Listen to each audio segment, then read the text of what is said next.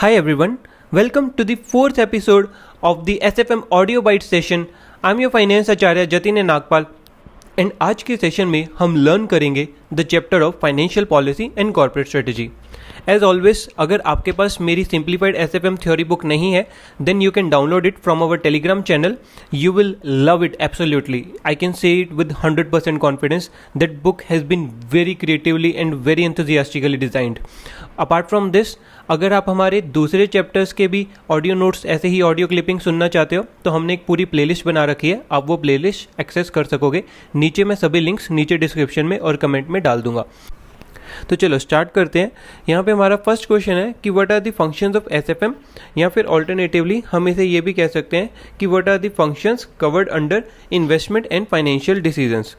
तो देखो, बेसिकली हमारा यहाँ पर काम है कि हमें एक ऑप्टिमल पोर्टफोलियो ऑफ इन्वेस्टमेंट्स बनाना है.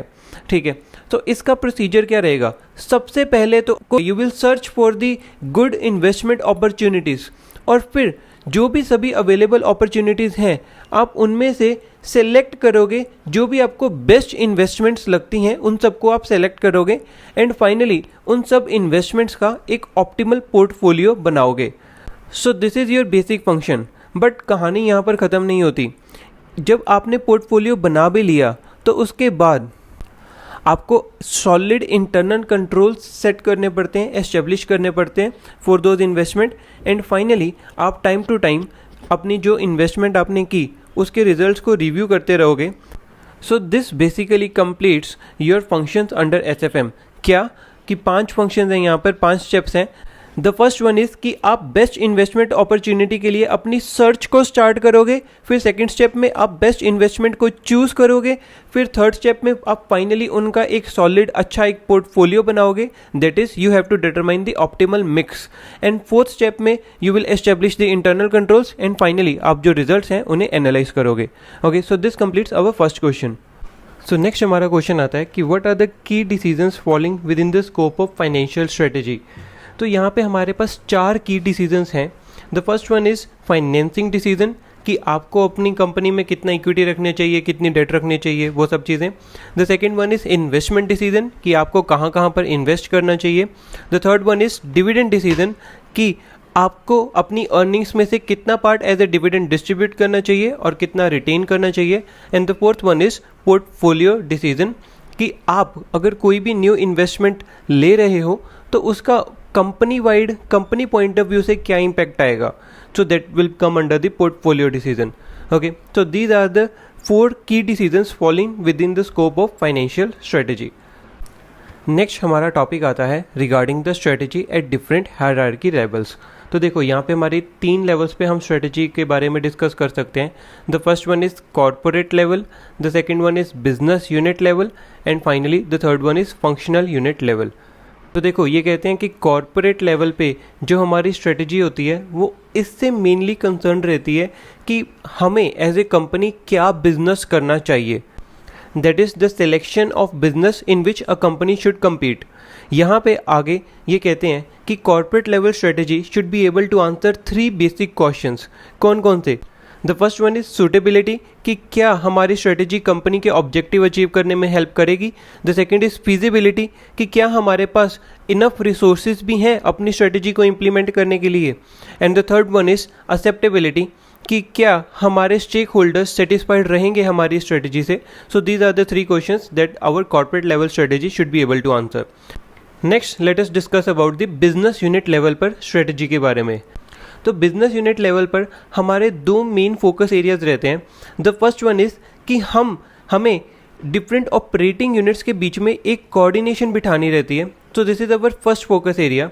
And the second focus area is कि हमारे जो भी प्रोडक्ट एंड सर्विसेज हैं हमें उसके लिए एक कंपेटिटिव एडवांटेज डेवलप करना है और उसे सस्टेन भी करना है. So this is our second focus area. And then finally आते हैं हम अपनी डिस्कशन पे about the functional level strategy. तो देखो, फंक्शनल लेवल पे जब आप उतरते हो तो यहाँ पर डिफरेंट डिपार्टमेंट्स होते हैं, लाइक R&D, फाइनेंस, मैन्युफैक्चरिंग वगैरह. तो फंक्शनल लेवल पे जो हमारा मेन फोकस रहता है वो इस चीज़ पर रहता है कि हम ग्राउंड लेवल पर कैसे अपने रिसोर्सेज को कोऑर्डिनेट करें कि अल्टीमेटली हमारी जो बिजनेस यूनिट लेवल पे जो हमने स्ट्रेटेजी सेट की थी वो अचीव हो पाए। तो बेसिकली फंक्शनल यूनिट लेवल क्या कर रहा है, वो जो आपकी हायर लेवल की स्ट्रेटेजी है उसी को तोड़ रहा है into discrete action plans. So this is the main work of functional level. ठीक है, so this completes our strategy at different hierarchy levels. Okay, और नेक्स्ट अब हम मूव करते हैं, हमारा जो नेक्स्ट टॉपिक है that is interface of financial policy and strategic management. तो यहाँ पे interface of financial policy and strategic management में हम डिफरेंट एरियाज़ को टच करते हैं कि कहाँ कहाँ पर स्ट्रेटेजिक मैनेजमेंट और फाइनेंशियल पॉलिसी का मेल जोल होता है। तो आते हैं अपने फर्स्ट एरिया पर है सोर्सेज ऑफ फंड्स। तो देखो यहाँ पे हम लिखते हैं कि फंड्स हम सोर्स कर सकते हैं इक्विटी से या फिर हम बोरो भी कर सकते हैं डेट वगैरह में, तो ये भी एक चॉइस है which we have to make. Then next हमारा एरिया आता है capital structure. Capital structure is mainly concerned about your debt equity ratio, कि आपके कैपिटल स्ट्रक्चर में कितनी इक्विटी होनी चाहिए एंड कितना डेट होना चाहिए रिगार्डिंग दैट। ठीक है, सो नेक्स्ट थर्ड हमारा एरिया आता है इन्वेस्टमेंट एंड फंड मैनेजमेंट का। एंड फाइनली हमारा एरिया आता है अबाउट द डिविडेंड डिसीजन। तो इसमें हम यही डिस्कस करते हैं कि कितने अर्निंग्स में से कितना डिविडेंड दें, क्या हर साल हमें कांस्टेंट डिविडेंड देना चाहिए, कैश डिविडेंड दें या स्टॉक डिविडेंड दें, एंड ऑल दैट स्टफ। ठीक है, so this completes our topic of interface between the financial policy and strategic management. Next हमारा टॉपिक आता है अबाउट द सस्टेनेबल ग्रोथ।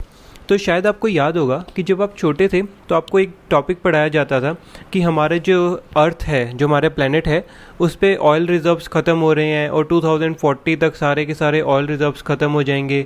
तो इसलिए ताकि फ्यूचर जनरेशंस के लिए भी इनफ रिसोर्सेज बचें तो हमें सस्टेनेबल डेवलपमेंट की तरफ मूव करना चाहिए एंड ऑल दैट स्टफ। तो ये उसी तरह का टॉपिक है। इसमें हम यही कहते हैं कि कंपनी को सिर्फ अपनी सेल्स ग्रोथ के बारे में नहीं सोचना चाहिए, rather from a sustainable growth point of view से सोचना चाहिए। कि मैनेजर्स को सोचना चाहिए कि what are the financial consequences of an increase in sales. जो उनकी सेल्स इंक्रीज होगी तो उसके फाइनेंशियल कॉन्सिक्वेंस क्या होंगे। तो इसकी बेस्ट एग्जांपल वही फ्यूल इंडस्ट्री वाली आती है कि फॉर एग्जांपल फ्यूल इंडस्ट्री ने डी मार्केटिंग कैंपेन शुरू किया था which was focused on fuel conservation. So this was an example of sustainable growth strategy. तो यहाँ पर ये लोग बोलते हैं कि सस्टेनेबल ग्रोथ बहुत इंपॉर्टेंट है एंटरप्राइज के लॉन्ग टर्म डेवलपमेंट के लिए।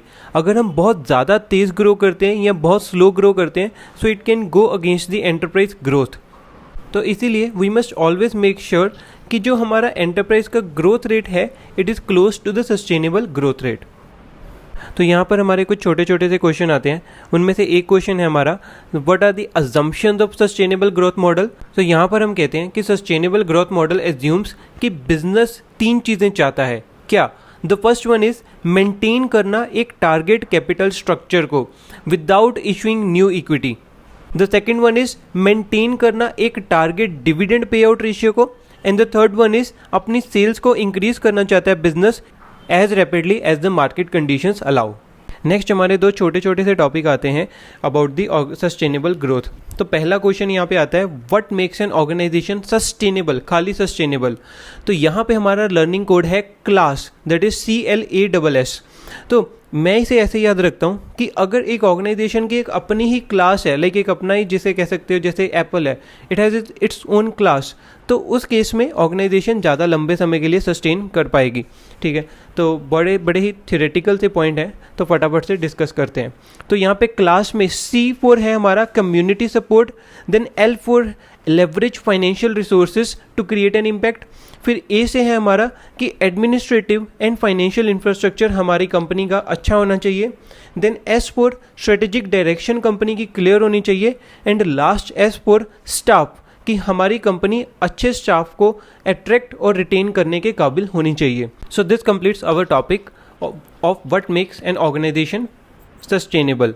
फाइनली हम इस चैप्टर के लास्ट टॉपिक की तरफ मूव करते हैं about what makes an organization financially sustainable. तो पिछला टॉपिक था खाली सस्टेनेबल, ये टॉपिक है what makes an organization financially sustainable. तो आपको दोनों को डिफरेंस ध्यान में रखना होगा। जब खाली सस्टेनेबल लिखा हुआ आए क्वेश्चन पेपर में तो उस केस में you have to remember the code class. और अगर क्वेश्चन आए what makes an organization financially sustainable, तो जो मैं आंसर अभी डिस्कस करने लगा हूँ आपको वो लिखना है। तो यहाँ पर इसे लर्न करने के लिए हमने एक लर्निंग ट्रिक बनाया। It is not the kind of learning trick that I share usually, थोड़ा डिफरेंट है। बट आई होप कि ये आपको हेल्प करेगा। तो यहाँ पे हमारा लर्निंग ट्रिक है कि एक से ज़्यादा रखो, बट अपनी पब्लिक इमेज पे कभी भी सवाल ना आने दो कि कोई भी कभी आपकी वैल्यू पे सवाल ना उठाए। तो सर एक से ज़्यादा क्या रखें?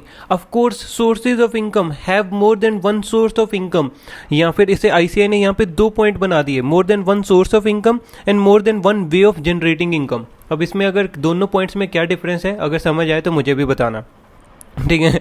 तो नेक्स्ट फिर अपनी पब्लिक इमेज की हम बात कर रहे थे, तो organization must have a good public image. और फिर हमने बात की थी वैल्यूज़ की, तो organization should be clear about its values, ठीक है। So this will make an organization financially sustainable. उसके अलावा ये लिखते हैं कि ऑर्गेनाइजेशन में एक एडिक्वेट फाइनेंशियल सिस्टम भी होने चाहिए, बेसिक पॉइंट, ठीक है। So this completes our topic of what makes an organization financially sustainable. Alright, तो इसी के साथ ये चैप्टर कंप्लीट होता है, बट यहाँ पर एक छोटा सा टॉपिक है ऑफ द फाइनेंशियल प्लानिंग।